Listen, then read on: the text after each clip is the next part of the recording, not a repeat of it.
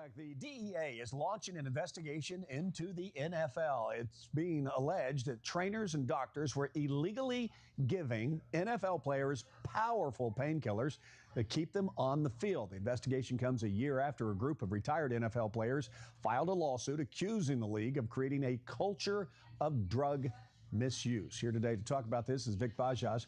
He is to talk about the NFL investigation, or the drug investigation. Good morning to you. Good morning. First of all, it is a lawsuit of about class action suit about 1,300 players. Talk about what they're alleging. That's correct. Well, right now they're going to try to certify the class, which means they're going to petition the federal court to say all these potential plaintiffs are similarly situated, which means that they can all have the same representation and raise the same claims, therefore consolidating all of this. But what they're essentially saying is the National Football League understood the risks of opiates, but still prescribed these opiates, these powerful painkillers, through their physicians to the players to keep the players on the field.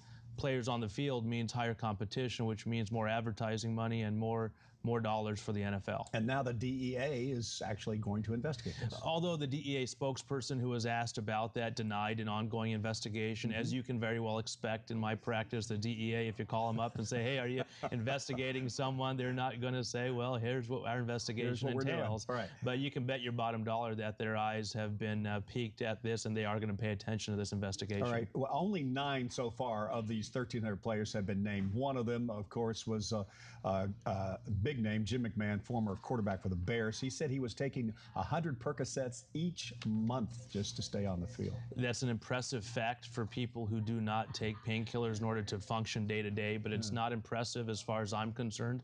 You know, I've represented physicians who have actually had a debilitating addiction to opiates who have taken that same amount. The bottom line is you can have an extraordinarily talented player who can be suffering from a fractured elbow, and if you can actually sustain that performance by injecting with cortisone or taking these opiates to make that player play, the competition level is just naturally higher, which means more viewers are watching and more dollars for the NFL. Keith Van Horn of the Bears said he played a whole season with a broken leg thanks to a constant diet of pills. And think about the long-term effects of that. The reason why we have a broken bone, we put in a cast, is because we don't want to have any sustaining nerve damage in the future. That's a medical fact.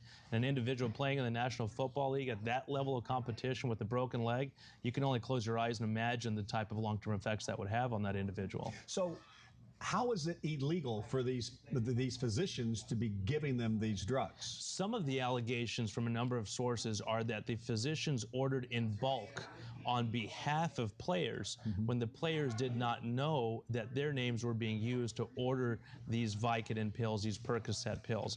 Now, the DEA controls very closely opiates.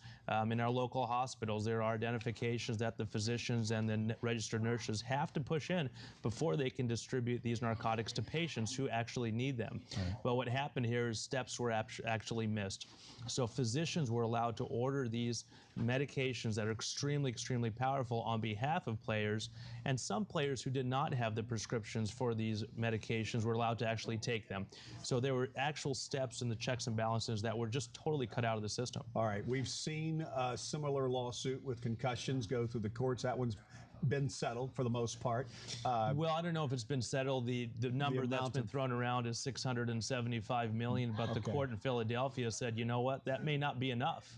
So you may see that number go higher. You may see that number go higher. How do you think this one will play out? Similarly?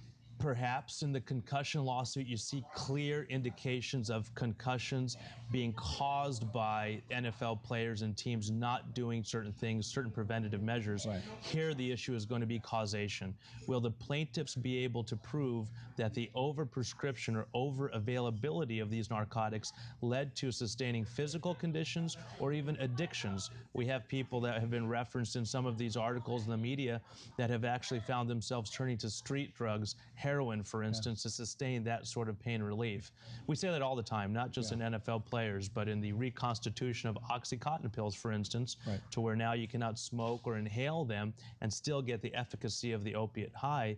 You have individuals, unfortunately, moving to the next cheapest alternative, which is heroin. And many of these players, the 1,300, are destitute today. They're not wealthy, retired NFL players. Absolutely correct. All right, Vic, thank you so much. My pleasure. Let's check